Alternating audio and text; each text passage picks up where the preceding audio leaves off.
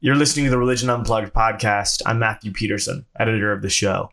According to Pew Research Center, nearly 75% of Black Americans identify as Christian. And it's well known that many of the first African American Christians were first exposed to Christianity in the midst of enslavement. This exposure could have been used as a tactic for control by enslavers or as a genuine attempt to lead individuals to salvation by missionary. But whether conversions happened out of fear or joy, the African religious practices that the enslaved people would have practiced back home all but disappeared during American enslavement. But when emancipation occurred in the 1860s, the newfound freedoms of the formerly enslaved included not only an autonomy of body and identity, but an autonomy, at least in theory, of what they believed and how they worshipped. For many, this materialized in a continued commitment to Christianity. But for many others, there was now the freedom to begin engaging with their traditional African beliefs, which often looked very different than Christianity. And even formerly enslaved Christians may have begun practicing a form of Christianity that, while still committed to the gospel, had visible distinctions and different emphases from the white men who first evangelized them. But while African Americans technically had the right to religious freedom, practitioners of African religion still faced persecution, especially during the era of Jim Crow, where legally free Black Americans were still oppressed by their white governments for nearly a century. Even today, stigma around voodoo and similar practices has made African religion a taboo in many communities. Harvard professor Ahmad Green Hayes recently wrote a book called Underworld Work, which explores the nuances of African American religious practice in the era between emancipation and the civil rights movement. I spoke with Ahmad about the complexities of Black religion during Jim Crow and the many ways Americans misunderstand African spiritualism. Here's Ahmad. Ahmad Green Hayes, thank you so much for being on the show with me today. I really appreciate you making time. Yes, thank you so much for having me. So I think just to get started, I'd love for you to sort of set the scene of what, New Orleans during Jim Crow, what does this look like? Who's living there? What are the sights and smells that, you would have experienced if you were dropped into this time? What's happening? Yeah, no, I really appreciate that question. In the book, I take readers on what I would like to think of as an enlightening journey on what Black life, Black social, political, cultural, and religious life was like in New Orleans in the immediate wake of slavery. I'm really interested in the question of how, formerly enslaved, free Black people are cultivating community amid Jim Crow segregation. And so in New Orleans, you have, African American Southerners, people who are from the rural South who have migrated. You have people from the West Indies and, the Caribbean, Latin America, who have come in through the port. And so New Orleans becomes this really vibrant city of cultural exchange and mixing. And it's something about that culture that was captivating to me, in part because it allowed for a variety of new, but also I would argue older Black religious esoteric practices to take form and to have firm root. And so I'm really interested in the book and not just the church as a formation, but I'd start to look at the larger Black geographies of the city. So I'm thinking about, Congo Square or the street corners, the back alleys, the tenements, the slums, these places where we might not immediately look for religious practice, but where in the archival sources that I was working through, I started to see that these were precisely the spaces where Black religions were taking form or new form, right, in the afterlife of slavery. Yeah, I think, and is that sort of, these sort of off the beaten path, like you're saying, the alleyways and the basements, and is this sort of the what you refer to as the underworld? Is that why it's called underworld work? I mean, talk about that a little bit and sort of what's that word? Absolutely. Yeah, no. So underworld or underworld work, and I should say that those two words together, underworld work, was a term that I kept seeing across several different archival sources from the early 20th century. And it was a term that Black religious practitioners were using among themselves to speak to, as one practitioner defined it, these are for to, Africana esoteric practices that are used to turn the law away from one's door or business. And so it was in that term that I started to see the interrelation between religion and politics, but also, what kinds of strategies, resistance strategies, did Black people cultivate to navigate Jim Crow terror? And just to set the scene politically and socially, in New Orleans in particular, in the 1890s, you get a number of mayoral edicts that criminalize Black religion. And so a number of laws that say, anything related to African indigenous religion, or what, contemporaneously is understood as like hoodoo or conjure, voodoo, any material remnant that resembles the African past. If you have it on you, say a mojo bag or a conjure bag, you could be arrested. And so to practice these traditions was a criminal enterprise. So the underworld became a site where people were gathering, where they were honoring their African ancestors, but also strategizing ways to navigate the lynch mob, to navigate the Klan, to navigate the police and the surveillance state. Yeah, I mean, that's very, it's always interesting, I think, when you find examples of restrictions on religious freedom in a country that, prides itself on having radical form of religious freedom. And in your understanding, is these sort of religious restrictions, like where you're saying people are getting arrested for their spiritual practices, do you think those are largely tied to a understanding that this was some form of witchcraft, and witchcraft had such a stigma? Or is it more about it's just blatant racism, where it was because it was Black people practicing these spiritual beliefs that was the fundamental issue with it, and it was really just a crackdown on race more than Yeah. I appreciate this question. I think it's a combination of several things.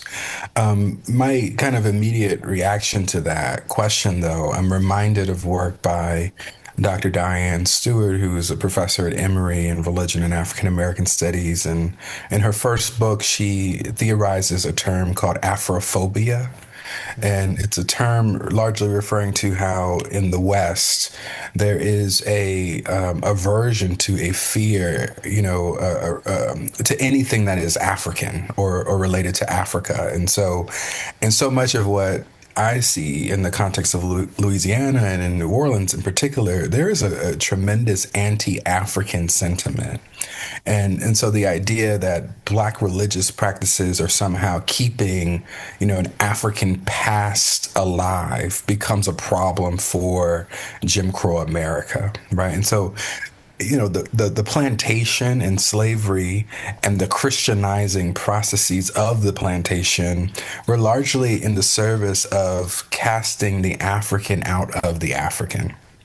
And so what you get, in the wake of slavery, people are reclaiming a lot of practices and traditions that they might not have been able to freely practice on plantations where one was expected to be aesthetically Christian, right? We know, of course, that all bondspeople did not, ascribe to Christianity. Some of them confessed it with their mouths, but that isn't what they inwardly believed for purposes of survival. Then you have those who did identify as Christian, and they Africanized their Christianity. And I think it becomes really interesting to me how there is such a repulsion to Africanness, an Africanness that gets interconnected or intertwined with how we understand Blackness in Jim Crow America, right? Like these are categories that are constantly evolving over time. And the book, it's important to also name that the book is set in the context of Plessy v. Ferguson, right? Thinking about segregation. Which is based on the color of one's skin. And so all of these ideas about race and racialization, a lot of people tend to not think of them as having anything to do with religion, but actually in the sources that I started to see, the law, the state is very concerned with Black religious practice, because Black religious practice is also connected to how we understand what is African in the New World. Yeah, I think that was one of my immediate questions. I think that I had as I was looking through your book was just, how different is African religious practice in the United States before and after emancipation? To what extent do the traditions of the enslaved Africans still exist and still, I suppose, just still are they still practiced during slavery, or is it that they are fully forced to be put aside, and so they are whether or not they're put inside in people's deepest part of them, or does it fully come back after emancipation? And how is it different after emancipation, after the forced Christianization in some cases? No, and that exact question has animated the field of Africana religious studies for well over a century, right? Like, this has been an age-old question. And one of the scholars that I, really amplify in the book is Zora Neale Hurston. Hurston was very interested in this question, in the 1920s, 1930s, as she's embarking on her own ethnographic research journey throughout the South, but also the broader Black Atlantic world of the Caribbean. And the question she's interested in is, what happens to African-derived spiritual practices as people of African descent are moving throughout the diaspora, right, as a result of the transatlantic slave trade. And so her work picks up on the other end of, that slave ship journey, right? Like, she's interested on, what's going on in the South, what's going on in Haiti, what's going on in Jamaica, right? And something she says, and I think it's a brilliant observation, and it's published in her book, The Sanctified Church, where she says the Negro has not been as Christianized as we have been taught to believe, right? The masses are still standing before their pagan altars, is what she calls them, right? And calling old gods by a new name. And so for Hurston, she wants to think about how Christianity functions as a kind of foil for African indigenous religion. So that's the Hurstonian camp, if you will. Then you have other people who posit that slavery was so violent, the Christianizing process was so violent, that nothing of Africa was retained among the enslaved population. I tend to not agree with that assessment, right? But also, I think there's something about the inability to qualify or quantify what constitutes as an Africanism that I find particularly problematic. What I'm more interested in are the ways that things are inherited and passed down, right? And I think we can see clear examples of this. One being, say, the ring shout, which is, very much a remnant of African ritual practices in West Africa that we see on plantations that then you see in Black Protestant churches, in the early 20th century. It changes over time, certainly, but we can see the thread from where this comes from, right? And so I think Africa is a value, both, as historian Charles Long would say, as a historical reality for Black folks, but also Africa means many different things to many different people. And I think something I try to track throughout the book is how ideas of Africa and of Africanness, how they traffic among African Americans in ways that might be distinct from, say, West Indians or Latin Americans, right? Like people who are at different vantages of the African diaspora, who have different understandings or imaginings of a place they might not have physically traveled to, right? Like, so that's the other idea here. Formerly enslaved people, have been told about Africa, knew that they had been, brought from West Africa, but many of them had never been to the continent of Africa. But Africa still held significance in how they were ordering their religious communities.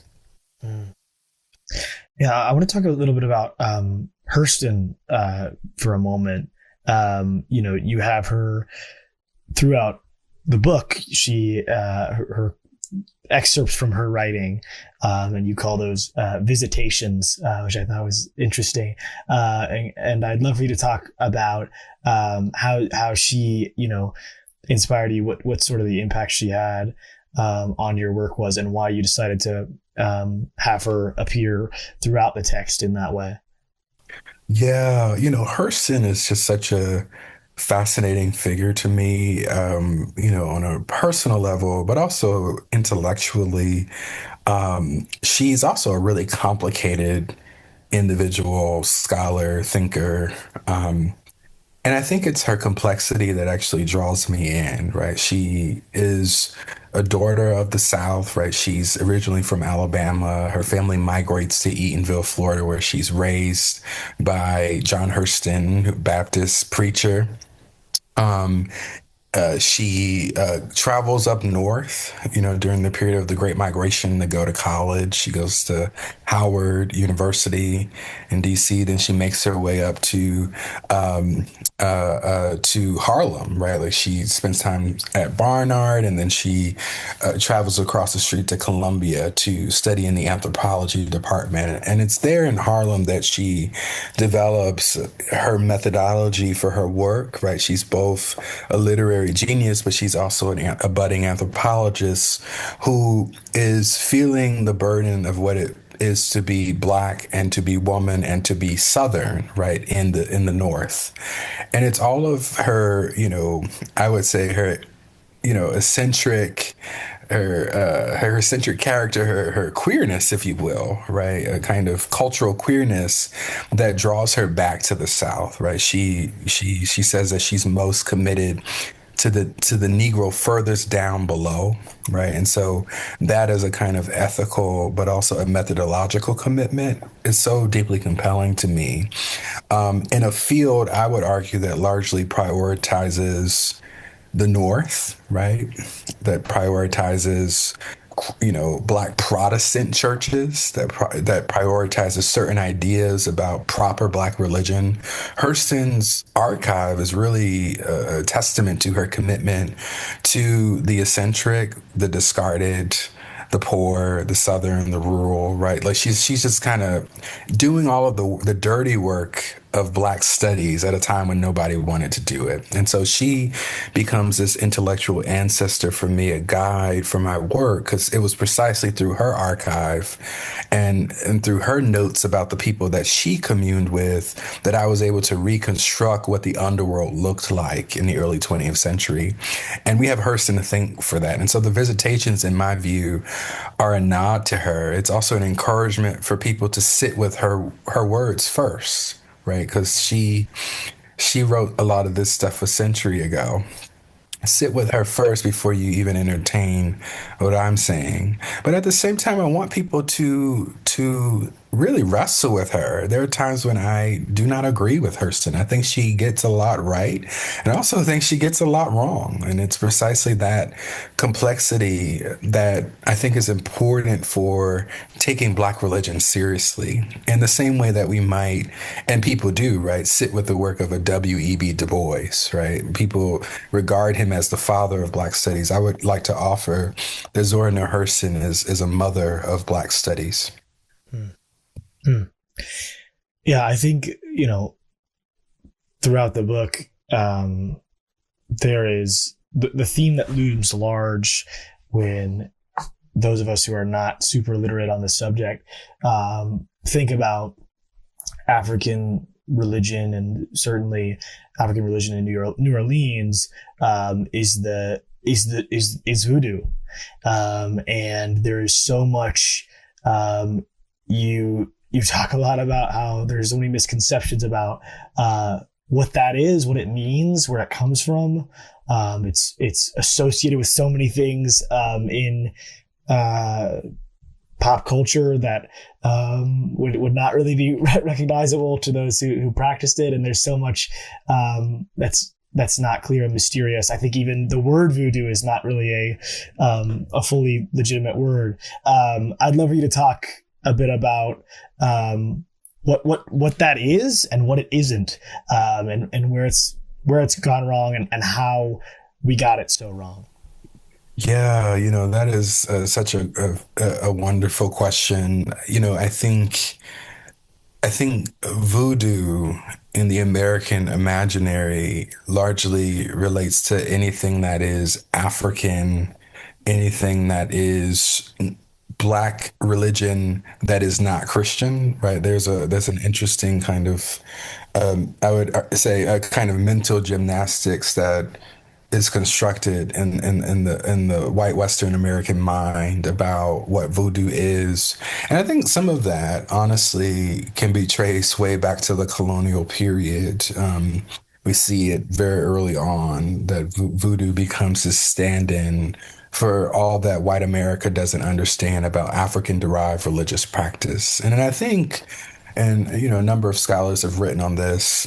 Danielle Boaz is one who has a wonderful new book on the subject, but also Kate Ramsey has worked The Spirits and the Law, where she really, I think, brilliantly points to the U.S. occupation of Haiti between 1915 and 1934 as crystallizing anti-voodoo sentiment in American politics. There's all of this fear about voodoo as a violent religion of animal and human sacrifice, all of these ideas that are really problematic and largely untrue that proliferate in American mass media, right? And so you have all of these portrayals of Haitians and of people of African descent as being voodoo worshipers. And there's a lot of that is very much about racism and anti-blackness. But it's also about an inability to really sit with what Black people believe and what Black people actually practice. And I think there's something about that that's deeply disturbing to me that I wanted to disrupt to the best of my ability in the New Orleanian context. By no means am I a scholar of Vodou, but I will always direct people towards those who have that expertise. But what I wanted to at least do in my book was to amplify what practitioners in the early 20th century were saying about themselves, right? And so I wanted to critique the tendency to reduce diverse religious expressions in New Orleans to simplistic categories like voodoo, hoodoo, or conjure. I wanted to advocate for a more granular analysis that acknowledges the distinct differences that practitioners were articulating themselves. They were quite literally telling people who they were, what they believed, and how they differentiated themselves from each other, right? And so really it's a call to just pay attention to how people articulate their own worldviews. What grammars or vocabularies are people using? Sometimes it is voodoo, and a lot of times it's not voodoo. So how do we make room for a wide spectrum of identities, religious practices, and how they might show up differently? And so that was of import to me. Something I also wanted to pay attention to were distinctions between Louisiana voodoo, Haitian voodoo, and voodoo that we get in West Africa, right? Like, and these are related terms, but also they're very different based on regional distinctions, temporal distinctions, ways that various geographies shape how religious practices take root. Something that I also wanted to pay attention to in the book was how in New Louisiana, but also New Orleans in particular, how, you get the spelling of Vodou as Voudou in a lot of the sources. And that's very different in how Afro-Creole people are conceptualizing their practices versus Voodoo, right? This very popularized, touristic imagining of the practice. And that really, I was shocked, but not shocked, to learn that it's during the 1930s that VOODOO really starts to take off, because the tourist industry in the city is taking off in response to the Great Depression. And so there's a way in which there's a marketing of these racialized imaginings of Black religion that are aiding the city in building itself up in terms of a tourist economy. And that was just I was blown away by that. But there's a direct connection between, anti-black imaginings of black people that also financially compensate and are marketable towards, economic ends. And I think there's a whole history of that, right? That the black people's cultures get commodified. And I think black religion is yet another terrain in which that takes place. Hmm. Yeah, and I mean, as you can probably imagine, our audience being a religion publication likes to get into the weeds. So I'd love for you to, I think, talk through what are some of the like really specific things that people in popular culture are getting wrong about these sorts of practices. I mean, you mentioned trying to listen to the actual writings of the people practicing these things instead of our cultural imagination of what we think they were doing. What were some of the sort of those differences that you found of the reality versus the story that we tell each other? Yeah, I mean, one of them, and there's so many ways to respond to this question, but for the sake of time, one thing I will, talk about is something I saw that was so pervasive in the white press in the early 20th century, and I would even say the late 19th century into the early 20th century, is this idea that Vodou practitioners engaged in human sacrifice. Like this was just such a pervasive idea. And every time I would like try to track where the idea was coming from, or like, are there particular cases that people are pointing to, there aren't any definitive accounts that this actually happened. There's a lot of hearsay that gets publicized in the media. And so I would often see phrasing such as, XYZ missionary went on this trip and heard that XYZ human sacrifice event happened, right? And so then that would be published in, say there's actually a publication in the early 1900s called The Caucasian. They might publicize, a human sacrifice in Haiti that actually didn't happen, right? And so there's a way in which hearsay becomes evidence in ways that we, hopefully today, right, would not accept. Something I also noticed was that the same practice might be happening in academic journals. And so you have, for instance, as I talk about in the book, the Journal of American Folklore, a number of its early issues were the results of missionaries and state employed bureaucrats going to places like Haiti and using hearsay in their field notes and then publishing those things. And so what does it mean when the press, the social scientists and the police, right, or are form an alliance built on hearsay and imagined racist ideas about Vodou? How does that shape popular understandings of a malign tradition, right? And so, in order to really have an understanding of what practitioners actually believe or what practitioners are actually doing as a historian, one has to read against a lot of white supremacist caricature and exaggeration. And, to the best of your ability, you try to recover what people were actually believing and practicing and doing. But that's also really hard. And so I point people, towards what Haitian and Vodou practitioners contemporaneously say about themselves. And so if people are interested, listeners are interested, there's a wonderful organization called Kosamba, and that's Kosanba, which is a Haitian studies Vodou scholarly organization, and they have a wonderful set of resources on their website that I encourage people to check out. Cool. I know we're about out of time, so I want to end the conversation sort of where you end your book, which is on the Christian, the African American Christian organizations that come about at the same time as all of the traditional African spiritualism is being, you know, I don't know, brought back is the right word, but revitalized after emancipation.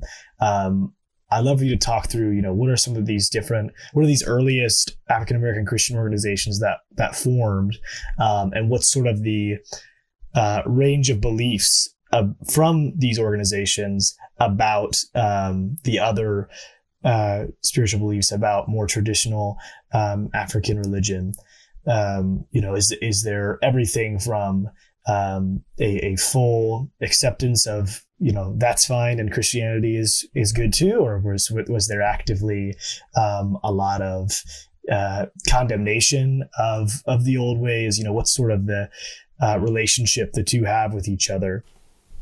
Yeah, I would say that, there are competing ideas about even what constitutes Black Christianity at this moment. Like, and so often people use the moniker the Black Church, and actually there is no such thing as the Black Church. There are many different kinds of Black churches who are, struggling to articulate individual institutional identities, even as there is this kind of collective ideology, right, that's also being co-created. And so with that, who and what is a proper Black Christian is equally up for debate. And so insofar as people, some people view African derived practices as being amenable to Christian practice, and there is no real argument. And I talk about some of those people in the book. Then you get other people who are, very much vehemently against any kind of African derived spiritual practice. They're very much against conjure and hoodoo, root work, voodoo. They're very adamant that what they're doing doesn't even come close to what the spiritualists and the hoodoo practitioners are doing. And so there's a spectrum. At the same time, what I find interesting, I talk about this in the last chapter with the Church of God in Christ and, Black Pentecostals who are struggling to be taken seriously in the early 20th century as a legitimate Christian organization, because a number of social scientists and press writers see a resemblance between what they're doing and what the spiritualists and hoodoo practitioners are doing. And as a result, they get called a cult group. And so they're struggling for a kind of cultural authenticity, legitimacy, even as Christians. And so in order to do that, they have to distance themselves from any connection to African-derived practices, which is to say those things might very well still have been a part of, their rituals, their belief systems internally, but aesthetically, there's an adaptation of an anti-Africanness. And so I like to think about the variety of strategies that people are cultivating to navigate a social climate that is not pleasant, right, for Black people writ large, but also a cultural moment when African-derived religions are essentially being pushed forcefully into a closet. It becomes a kind of closet religion, but Christianity becomes this outwardly expressed practice. But even Black people are not even fully able to practice their Black Christianity either, right? Because you have church burnings, you have the Klan whitening outside of the church meetings. There's a kind of criminalization of Black gathering wherever Black people are. And so whether you're in the church, the point I make in the book is whether you're in the church or you're outside of the Christian church, one is still having to navigate anti-Black racial terror. Right? That is what Jim Crow was. And so what I find most amazing about the moment is that even in the face of that, people still dare to raise theological questions, to gather in ways that made sense for them, and to cultivate community when that community was being demonized. Cool. Okay, I will end with just one last question, which is just in your words, as long or short as you want to say it. Who should read this book? Who will it be helpful to? Who will be interested in it? What's your pitch? Yeah, I hope that people who are interested in knowing more about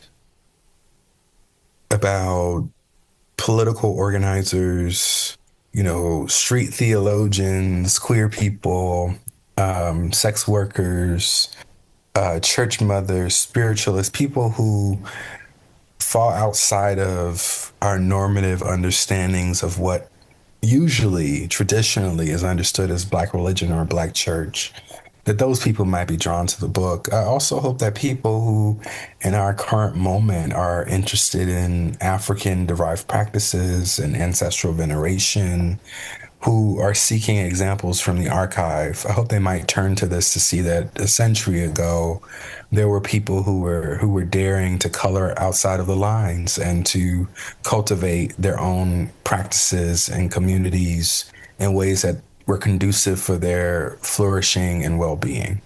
I also hope that people who want to think about how religion can be an avenue for social change and transformation and justice, that they might turn to the book to see that, it is possible. Churches don't have to just be spaces of theological harm, but they can be spaces where people can be empowered to do really important work. All right. That is Ahmad Green Hayes. His book, Underworld Work, is in the description below. It's available now. Ahmad, thank you again so much for carving out your schedule to make time for us. Really appreciate it. Absolutely. Thank you so much for having me and for engaging the book. Perfect. All right. Have a wonderful rest of your day. All right. Take care.